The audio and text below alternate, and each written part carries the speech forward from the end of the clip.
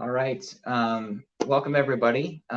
We are starting a new series with some new experts. And then today we're going to be starting our Health Knox series. And that is titled Weighing Your Health, the Energy Equation to Weight Loss and Robust Health. And if you are watching this is going to be posted into our Facebook group called Your Extraordinary Life West Knoxville Facebook group. And if you're a part of it, you're here for learning from experts such as myself and also the expert today, which I will introduce here shortly, on how to incorporate these lifestyle habits that will help you to curb your major risks for chronic illnesses and diseases, and also just really have an awesome, extraordinary life for you and your family. So we'll jump right into it. Our expert today is a friend, and also he is a certified personal trainer, also has a bachelor's in kinesiology, and he also is a men's physique competitor. And so Steve Allen is his name. And if you want to add anything else there, Steve, you can go ahead. Hopefully I didn't butcher anything, but welcome to our episode. Thank you very much, Trent. Happy to be here. Happy to be able to shed some light and add some value, if that's possible.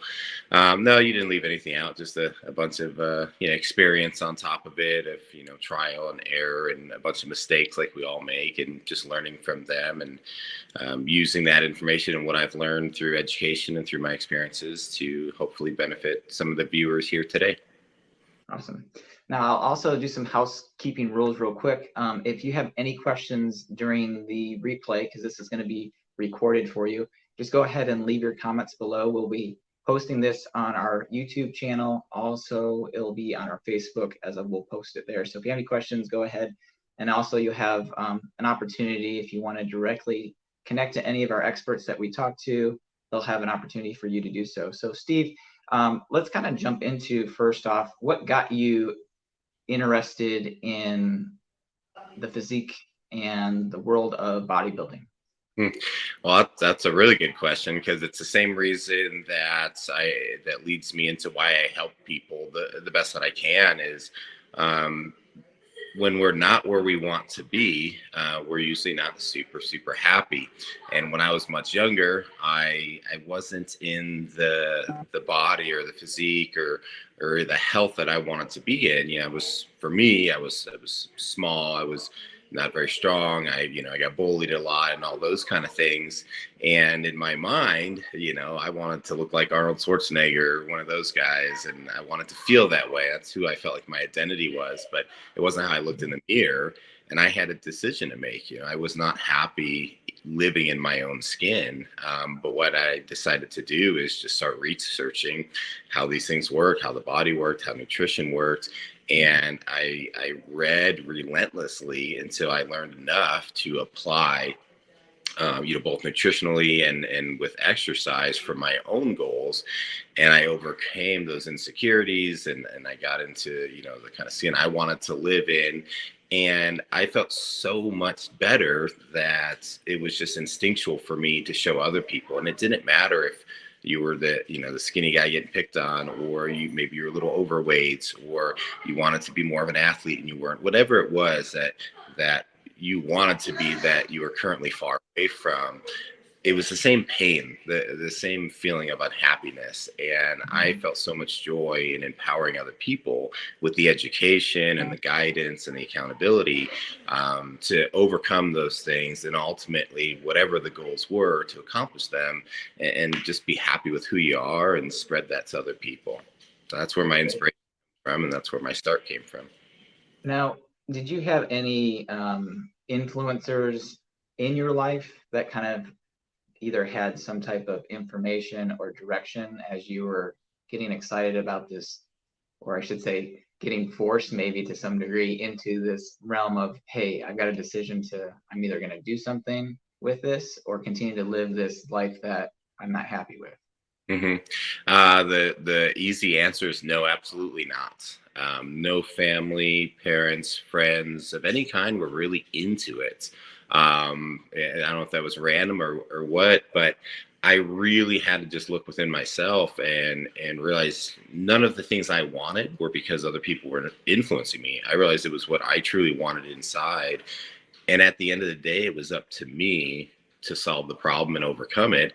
I would have loved to have some help and some guidance and things like that. So that's why I come in now with other people going through the same issues. Is I'm happy to be that help and guidance for them, and a voice of confidence and support, as well as the education side, the how-to side. So I think you hit a really valid point that there's a pain point for people to get to where their back's against the wall, or they're just sick and tired, as people have heard the phrase about being sick and tired, that they now are forced, or their hand is forced to kind of start to do something, make a change. I see it all the time, obviously, in practice with people and what I do.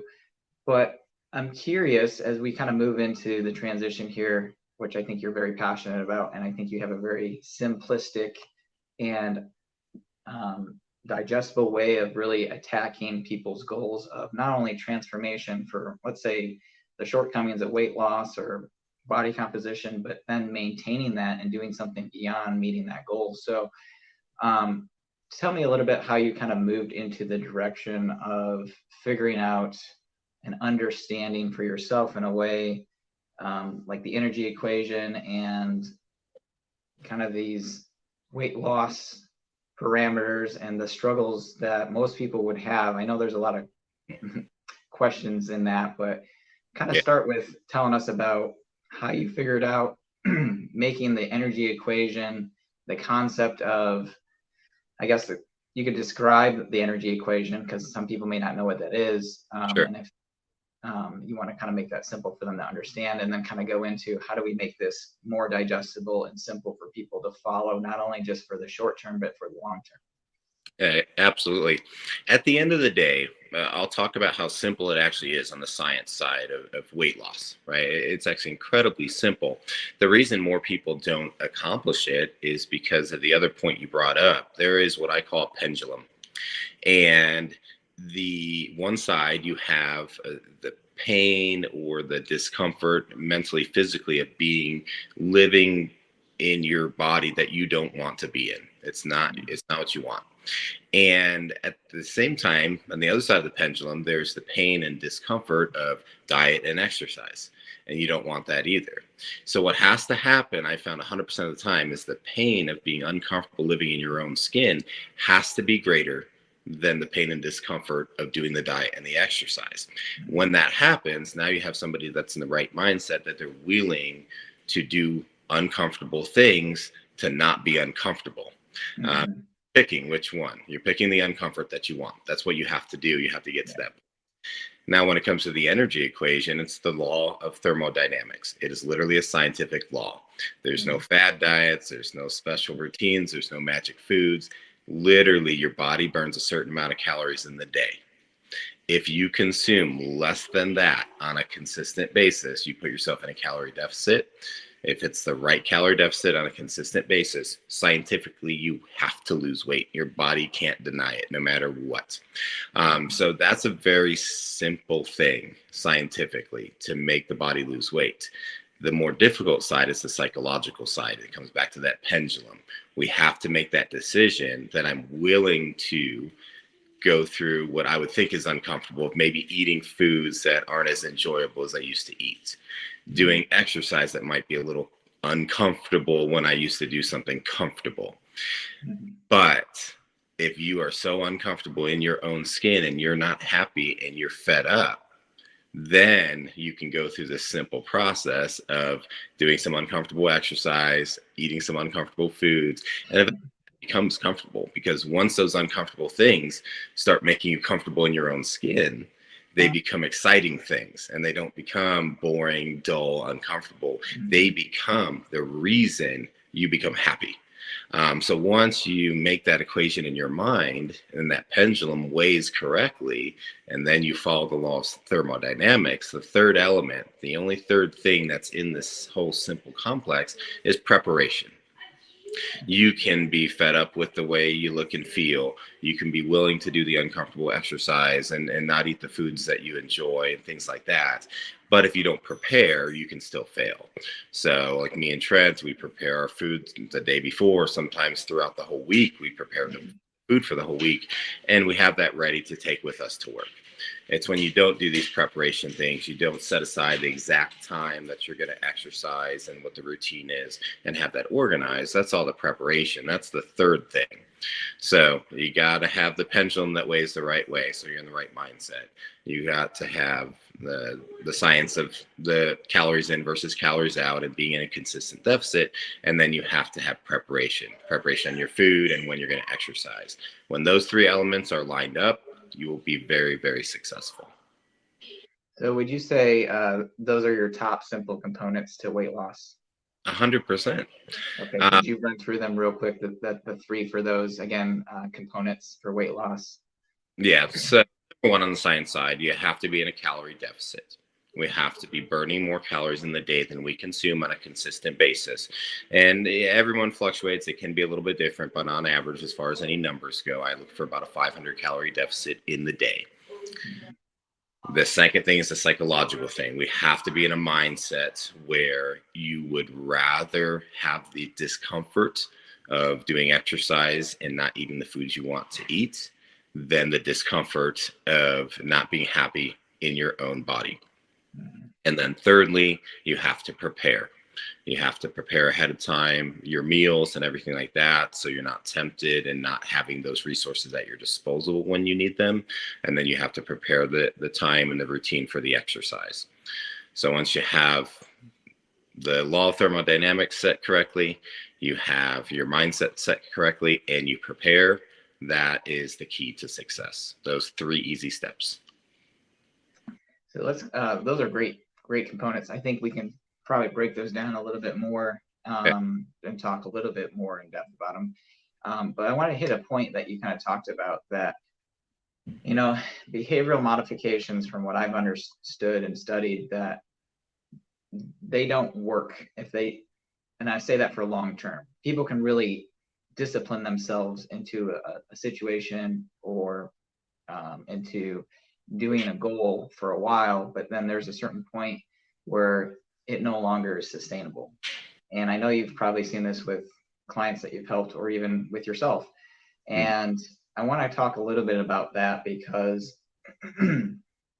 the idea, like the New Year's resolutions, we know, research shows, I think by 4 weeks, maybe, people are kind of already falling off the bandwagon. I think it's even 2 weeks now. And the reason why that kind of shows up, from what I understood, is you're changing the end result versus you want to change the cart, or people are putting the cart before the horse kind of thing, sort of thing. And so what I mean by that is your belief systems of why you do something drive your actions, and then your actions are your behaviors, and then they circle back and they kind of repeat. Now, if we want to be super successful, we obviously should get back to, why am I doing this, right? The value system. And I know this is probably a pretty common thing for personal trainers or whatever, to really sit down with their clients and say, well, why do you want to do this, right? And so if you want to expand on that, hopefully I gave you some information to kind of talk about it a little bit. Yeah, we would call that the difference between the physical goal and the emotional goal. So I'll give you an example. Yeah, if I was being a personal trainer and I had a client, and I say it's a male client in his mid 40s, and his physical goal, he said he wants to lose 40 pounds. And if I stop there, what's going to happen is eventually, motivation doesn't last. Motivation's temporary. Motivation will never get you success. Discipline gets you success. You have to do things when you're not motivated to get success. That's what we're missing. You can't do it when you feel like it. That's easy. Anybody can do it. But I have this client, so he's in his mid 40s. He wants to lose 40 pounds. And I've got him, say week 2, when the motivation really starts to fade away. And now it's just going to come down to, are you disciplined? And I could have this client struggling to, perform the exercise at the right intensity. I can see that they're failing in their motivation and they're fading out. And what do I do? I have to motivate them. I'm their trainer. I have to hold them accountable. I can say, come on, you want to lose 40 pounds, let's do it. And that might ignite something in there. But the mistake is at that time, I haven't found out the emotional goal. And if you haven't done that for yourself, this is the key.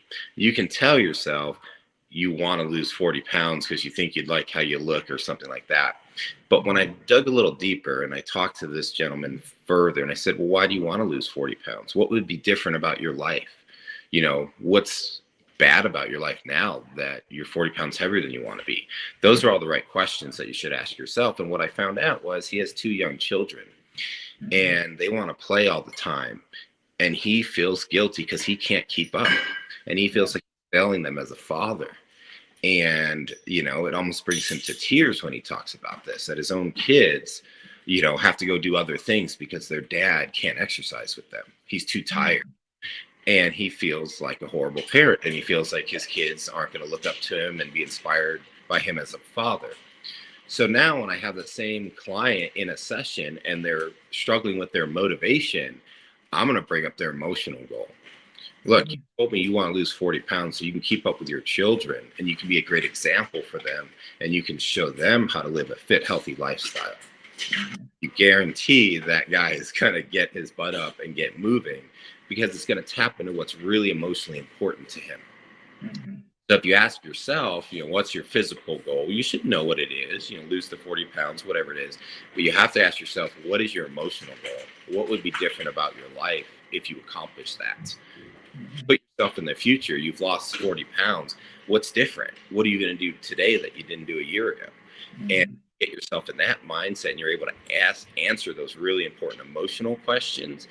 That's what's going to drive you when the motivation wears off, when you're tired and you don't want to go to the gym, when you want to eat pizza, you don't want to eat that boring meal that you prepared and brought with you that day.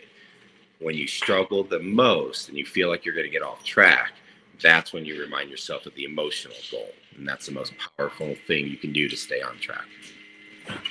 So what I found too, this is what you talk about, and this is no different than any other profession, honestly, when you transcend into almost the world of like what I do, taking care of patients. I've got to find beyond people come in and say, hey, I call it a collateral damage or symptom problem focus. And my main objective in that goal of sitting down with somebody is figuring out beyond that, because typically the surface stuff is the last thing to show up, first thing to go away. So it's very quick, but we need to figure out the underlying, is there a core problem and why, right? And so one example off the top of my head is, somebody may come in with like headaches, and sure, that is problematic for them to the point where maybe it's now interfered with a personal or professional part of their life. And that's really the key to drive for me to find out, because let's say you have headaches. Everybody might have headaches to some degree, but if it's interrupting you from doing something on a professional or personal level of your goals or values, then that's that thing that we can really hold on to emotionally. And so you hit the same parameters that I would, talking and figuring out how do we get beyond the superficial, right? Because it's here today, gone tomorrow, right? You can lose 10 pounds literally in a week, as you know, just from fluid loss, water and just dropping it from dietary changes. That doesn't mean that you've really made a whole composition change with your body. It's just you have sodium and water are related together. So you may have cut that out or done something, let's say less carbohydrates. So carbohydrates hold on to water. And so you're eating less of them, you're letting water out of your body, right? So I think the psychological component is such a huge factor, because what we talk about in our Facebook group, especially the Think by Design, there's a component of identifying your values in the 8 branches of life. And when you do that, there's a principle called the doorman principle. And so I use the analogy of, let's say you're trying to get into this popular restaurant and there's a doorman waiting for you before you get in, and he's got a list. And if your name's not on the list, you can't get in. And so this doorman principle is the same thing that if you were talking about, let's say, the branch of your life that's about health, and you say, and you define, my value is I want to have the most robust health, and you can be more specific. I want to work out and do these things that kind of add to that. But if you have an opportunity that comes into your life and it's not on your list, you should not invite it into your life, because it creates some type of contradiction. Contriction creates some type of destruction.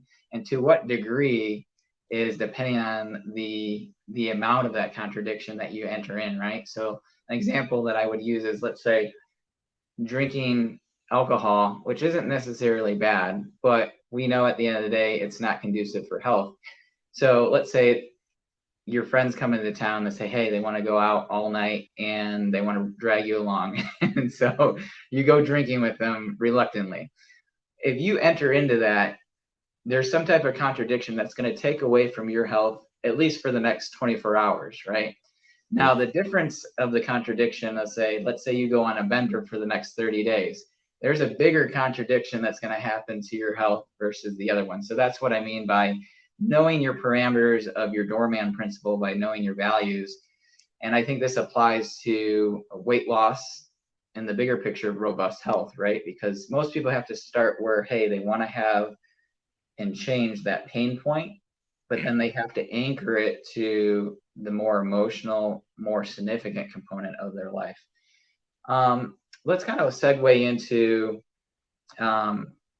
what are some of the, off the top of your head right now, Steve, what are some of the most, let's say, top 2 or 3 biggest problems that you see with people when they're trying to continue to stay on a plan? So I know that's kind of a loaded question, but go where you want with it. Sure. Yeah. The easy things come up for sure. I mean, ironically, one of the toughest things for people is success. And what I mean, as far as weight loss goes, I'll go back to the example of the client that wants to lose 40 pounds. You mentioned, sometimes people lose 10 pounds in a week, and it would often be common with the client the first week because of the sodium and everything like that, and the water weight. But the point is, when they would lose weight every week, they would get motivated. Mm-hmm. It was like a little boost of adrenaline, like I lost another 4 pounds, I'm 4 pounds closer to my goal. And the problem with the success is we created a stimuli that we rely on of weekly weight loss success. The problem is, what about when we accomplish what we wanted to, that we never thought we could do? We lose all 40 pounds, all 39, 40 pounds. And now what's our goal? Our goal is to maintain that. Now our goal is to live that way. Here we are in the body we want. Now let's keep living in this body. But a lot of people really struggle because they got so addicted to the psychological reward of what they lost that week. That was their reward. That's what fueled them and energized and motivated them to do the next week. So we need to create different reward systems. So what I would do is, once we hit that goal, we created different goals, physical goals. So maybe there was an exercise that we would perform that was difficult, that took 6 minutes. Okay, well, now we're not focused so much on losing weight. We're just maintaining our body composition. But we need to say, okay, well, that difficult exercise that takes you 6 minutes, our goal this week is to get it to where we can do it in 5.5 minutes, right? Mm-hmm. So we needed that reward. We needed something else to continue to be put in its place. You need that psychological reward system. What is it this week that I accomplished that makes me better, and makes me feel good about myself, and motivates me to keep going next week? It's not the weight loss anymore because I've lost all the weight. So replace that with a different reward system, and also something that's going to keep you getting even fitter.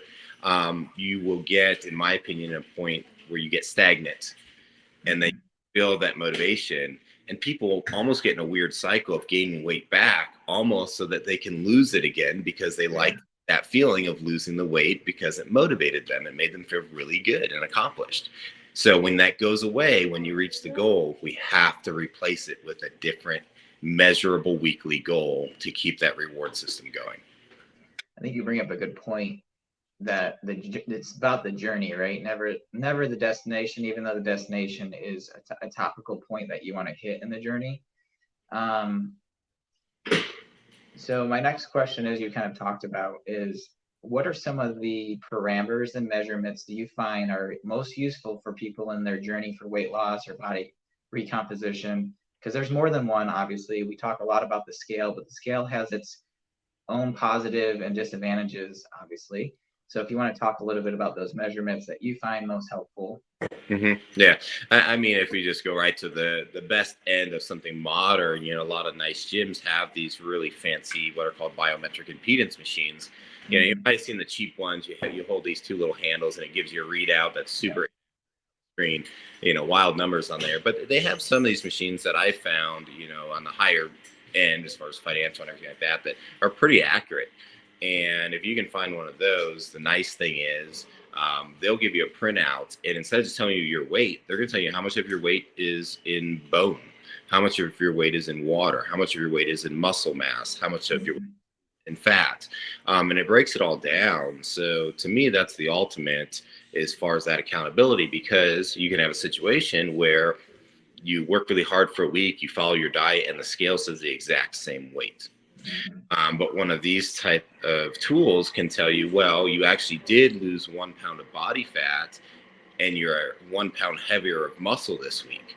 So yeah, you stayed the same weight, but you changed your body composition. You went down a pound of fat and up a pound of muscle. So you're the same weight, and you would see that as a failure, but inside you've actually succeeded in a fantastic way. So that where we don't have that machine, then we're using the mirror for one, too. It might be the same weight, but you're like, gosh, I look better in the mirror. You have Mm-hmm. that there's no way you did very difficult physical activity all week, followed a systematic diet perfectly all week, and didn't benefit your body, even if the scale's the same. We know things improved in the body one way or another. But then the last thing that's the most simplistic is just measurements. Do circumference measurements with a tape measure, mainly on Mm-hmm. the abdomen. That's where we're really focused on losing weight. But I do other areas too. You do the chest, the neck, the arms, the legs. And then you will find that you'll have those periods where you stayed the same weight, but your waist circumference went down half an inch. So we can equate the same thing. We know we've reduced body fat if we're the same weight. Most likely, maybe we're just a little more hydrated that day and our body's holding a little more water, or we added a little more muscle. But if those measurements are going down, we know we're successfully reaching the goal, even if the scale isn't telling us that at that time. Yeah. Lastly, I want to, because we're going to wrap up here soon, I want to cover real quickly how your input on, since being in the men's physique as a competitor and in that world, that there's a huge focus just on the visual components, right?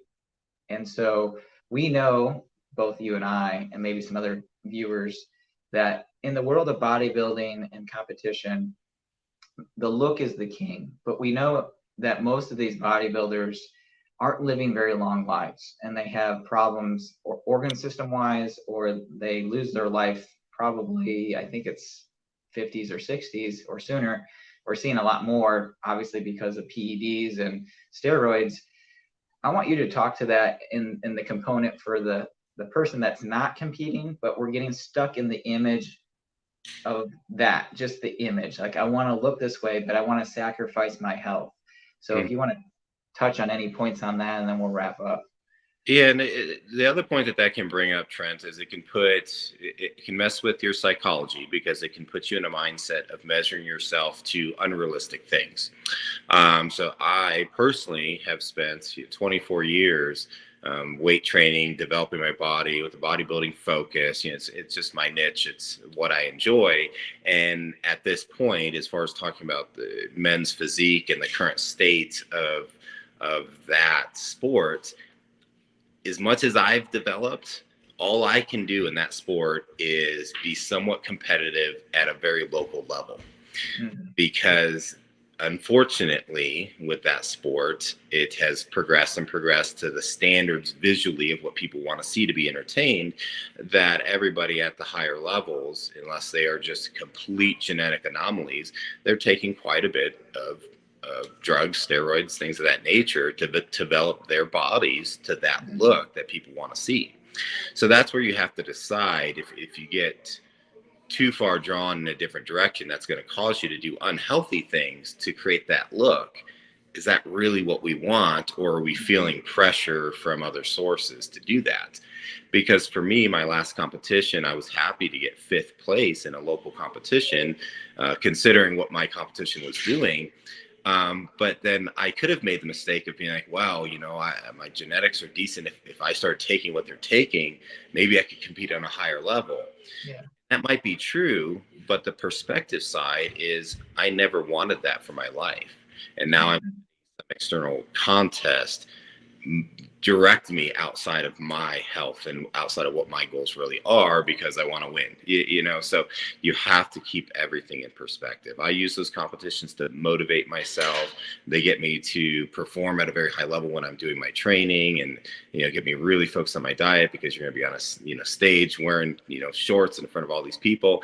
So it's an exciting, motivating thing for me.